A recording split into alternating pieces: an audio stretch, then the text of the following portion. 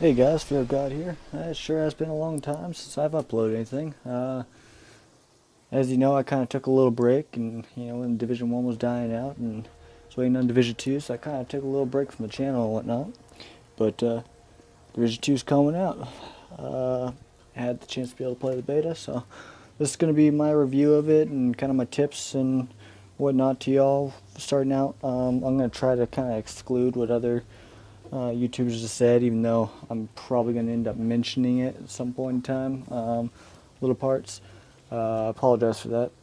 Also apologize for my voice. It's been a rough past couple months, to say the least, but some medical issues and whatnot, but on the rebound and doing all right.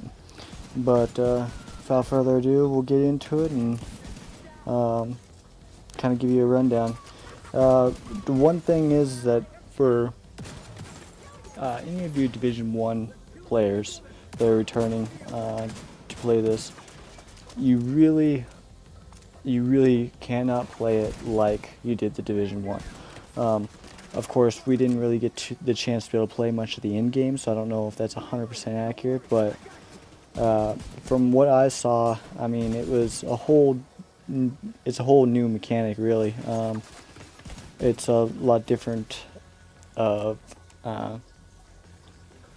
being able to not only survivability but also your hitting power. I mean, the snipers were real huge. LMGs, shotguns, those were probably the best choices of weapons to be able to use.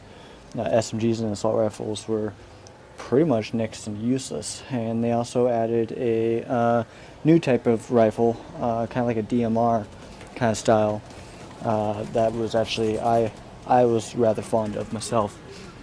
But yeah, that was kind of new as far as the weapons. There's no, of course, there's no healing really. I mean, yeah, you have the your skills that give you the healing, but there's no instant heals. The whole point. So it's going to be a whole different type of playstyle, which is nice because it won't be any more of the circle jerking outside of the DC checkpoints and stuff like that. Now, a couple different things. I mean, I didn't want to really knock on it too much because, of course, it is still in beta phase. But of course, I mean, it had glitches. It has its glitches and whatnot. Do I think they'll all be fixed by the time that game comes out? No, no way. There's things that, honestly, glitches that I didn't mind so much, such as able to loot items through walls, things like that made it kind of interesting, a little different.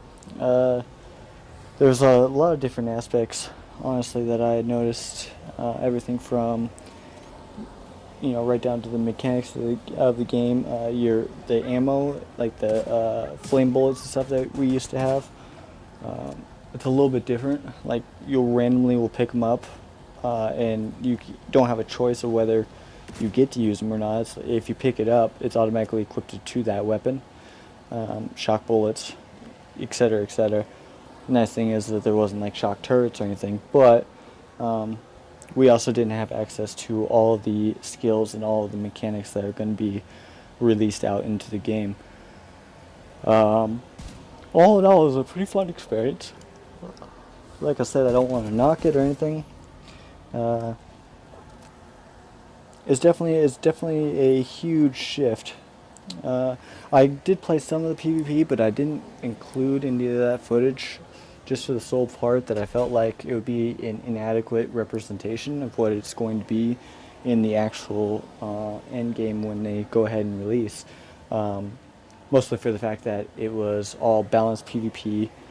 There was no versatility as far as that, and the actual stats of the weapons and the guns and the gears are so diverse that it's actually kind of outstanding.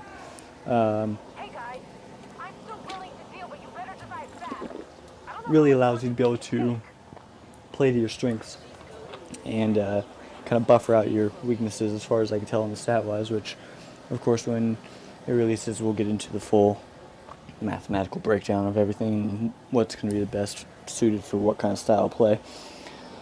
Some of the interesting things that we're definitely into is, things like going to the ammo box and whatnot. Anybody open the box, they would refill everybody's ammo.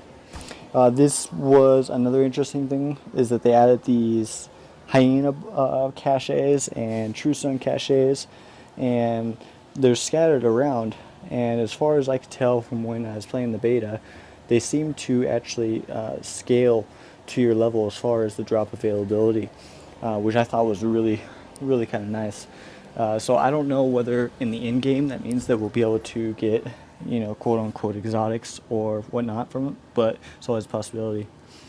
It was also a lot different in the open world. Like, there's these locks, which we didn't have in the first one, that you would have to shoot off to be able to get the SHD caches, which is actually how you get like your perks and whatnot in the game, which was kind of interesting. But yeah, it was a lot more diverse in the open world as far as what you're able to do. Are things like in the first one are electronics and fabrics and stuff like that. These are literally scattered freaking everywhere. I mean, you cannot walk down the street without seeing 20 or 30 things to loot. I mean, they're literally scattered all over, but there's so many different components to it. Like, there's supplies for the control points that you end up taking over. There's stuff for crafting. The stuff that you craft is actually what you'll end up needing on your guns and stuff like that, because you only craft it one time, and then you have it for all your weapons. Same with gear mods, as far as I can tell. Your actual skills themselves have mods, which was kind of odd. Let's see. It was a little different. The one complaint I'd have to say is that the Dark Zones. The Dark Zones, to me, there's 3 different Dark Zones, I believe. And the 3 different Dark Zones, they didn't really seem big enough. They really should have combined them together, in my opinion. But, who knows? Who knows what they're actually going to release in the end game. Now, the one thing that kind of ticked me off, reading some of the other reviews and stuff as far as the game, as people were saying, oh, it's so broken, it's, the hipfire LMGs and yada yada yada, and they kept on going on about it. And I actually on Jasmine, shout out to Jasmine, I went on his video, how he's talking about the hipfire LMGs, and everybody was going off in his comments, and you can go over there and take a look yourself. But I went on there and I said, you guys are complaining already. As a retired Marine, one thing that we always know to our core, in every situation, every environment, every obstacle, and every opposing force, always has a way to adapt and overcome. People are saying, oh, the shotguns are OP again. Well, yeah, so it is in real life too. But, I mean, they're only adequate up to about 15 meters. After that, they just become a minor nuisance in the game. I mean, in real life, you meet somebody face-to-face with a shotgun close range, it's going to blow a big fucking hole into you. The hipfire LMG, the whole thing with that is it's only because it has a medium to high rate of fire with, heavy damage. But with the status effects that they have in the game now, I mean, the status effects really affect you. There's one that completely reverses your controls. It's really kind of wonky.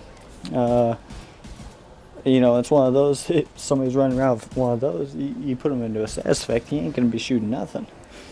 The other thing is that shotguns and snipers, they stagger all enemies. So, I mean, if you hit him with one of those, he ain't going to be shooting crap at the sky. And then another big thing that I saw is everybody kept complaining about the healing. But it doesn't seem like anybody else actually saw this coming out of the game. But there's actually 4 different ways of healing in the game. You have your gear bonuses, which were on kill, on crit, on headshot, on damage. They would heal you. You had your med pack / armor plates, of course, and then you had, just from what we were able to play, you had the Seeker and the drones that were both able to heal. So I mean, you could apply both of those and have a constant state of healing on you. And then on top of that, I mean, we didn't even get to see all those skills. So I imagine that each one of the skills, like they had said, is going to have a healing component of some sort. So to me, it seems like it's actually going to be, it's going to be interesting with how much heal there actually is. And one thing I wanted to point out is like the game is not supposed to be like the first one. It's not supposed to be a circle jerk outside the DZ checkpoint. There's turrets outside the DZ checkpoints that actually will attack rogues. But it's meant to be a methodical, tactical advance and retreat while utilizing cover, like the real world, really. Yeah. Honestly, most agents are going to be using one medium to long range weapon, one short range high damage or high as hell RPM with decent damage. The assault rifles and SMGs, unless they put a buff on them, are basically useless. Most of them won't use it. But it's really all about precision, position, and perception. That's how you're going to win PvP and PvE, honestly, in the Division 2. Not like the Division 1 where it's, going being Rambo and being reckless. They had a couple glitches in the game, but nothing really all that big, honestly. Nothing that was game breaking, I would say. Yeah, the main point is that there's always a way to adapt, and with people trying to compare it to Division 1, they're going to end up destroying it like they did Division 1. It's not Division 1. Don't play it like Division 1. Play it like it is. It's a brand new game. It's a whole new game. It's a whole new ballpark, whole new style of play. There's a lot more to it now. I think it's going to be pretty alright. I am interested to see as far as the PvP, how that's going to go as far as the Dark Zone size, the server size, and just all around the, every piece of armor has a positive and a negative, but I'm wondering how that can be stacked to your benefit, basically. I do definitely think they need to do a buff to the assault rifles and SMGs, like I said. But all in all, I don't really see it being the bullet sponging game that Division 1 was, or where it's going to drive new players out to where they don't want to visit like the DZs and stuff and end up killing the game. I think it's going to be a pretty well-rounded game. That's pretty much all I got. Pretty much wraps up the video on here. Until it releases, I'll play the open beta that's coming here pretty soon, but besides that, I've been playing on Black Ops 4 for now, and going to be playing on Anthem a little bit.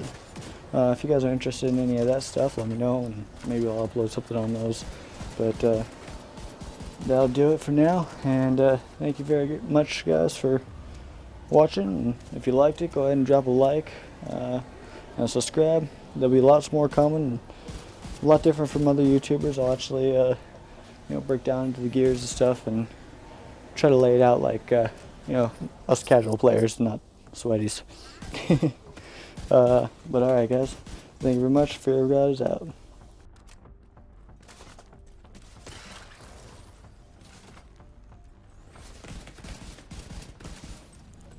You're near Espinosa's last known position.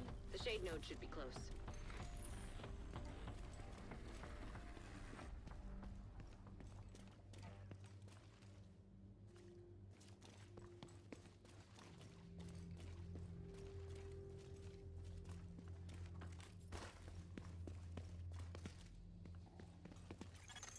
Friendly control point nearby.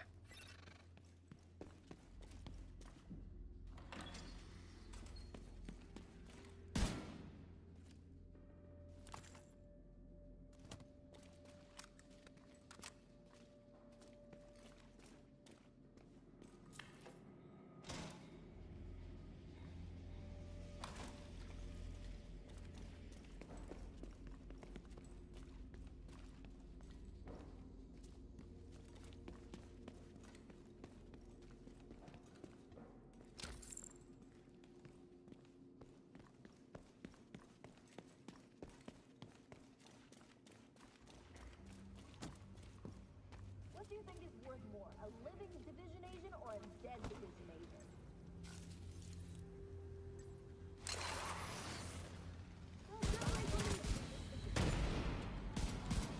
They came to the wrong part of town.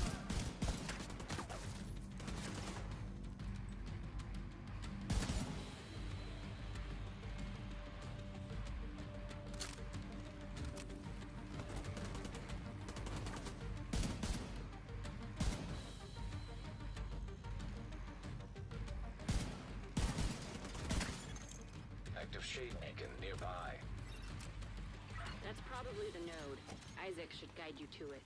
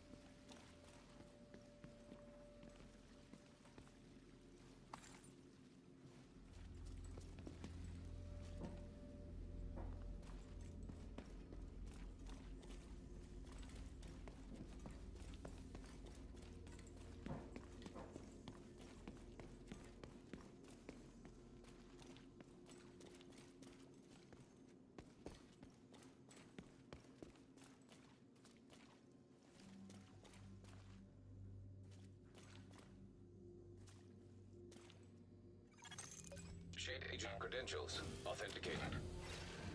There should be a terminal that'll let you reactivate the node.